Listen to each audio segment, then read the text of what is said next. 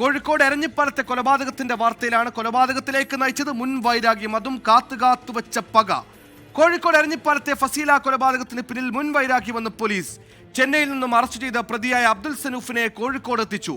പ്രതിയെ കസ്റ്റഡിയിൽ വാങ്ങിയ ശേഷമാകും തെളിവെടുപ്പടക്കമുള്ള നടപടികൾ.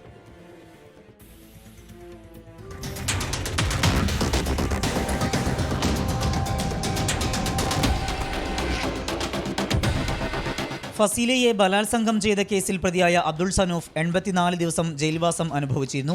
ജയിൽ മോചിതനായ ശേഷം കേസ് ഒത്തുതീർക്കാൻ ഫസീലയെ കോഴിക്കോട്ടേക്ക് വിളിച്ചു വരുത്തി. ശ്രമം പരാജയപ്പെട്ടതോടെയായിരുന്നു ശ്വാസം മുട്ടിച്ചുള്ള ക്രൂരമായ കൊലപാതകം. ഇതിനുശേഷം കേരളം വിട്ട പ്രതി ബംഗളൂരുവിലും ചെന്നൈയിലുമായി ഒളിവിൽ കഴിയുകയായിരുന്നു. നിരന്തരമായിട്ട് വസ്ത്രങ്ങൾ ഓരോ സ്ഥലത്തും മാറിക്കൊണ്ടേയിരിക്കുന്നുണ്ട്.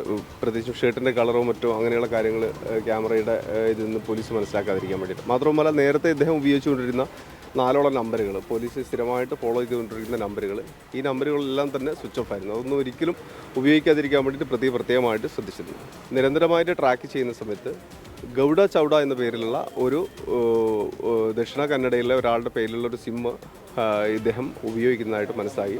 പ്രതി ഫോൺ നമ്പർ മാറി മാറി ഉപയോഗിച്ച് രക്ഷപ്പെടാനുള്ള ശ്രമം നടത്തിയതായും പോലീസ് പറയുന്നു. ചെന്നൈ ആവടിയിലെ ലോഡ്ജിൽ നിന്നാണ് സനൂഫിനെ നടക്കാവ് പോലീസ് അറസ്റ്റ് ചെയ്തത്. റിമാൻഡിലായ പ്രതിയെ തിങ്കളാഴ്ച കസ്റ്റഡിയിൽ വാങ്ങും. തുടർന്നാകും തെളിവെടുപ്പ്. 24 കോഴിക്കോട്.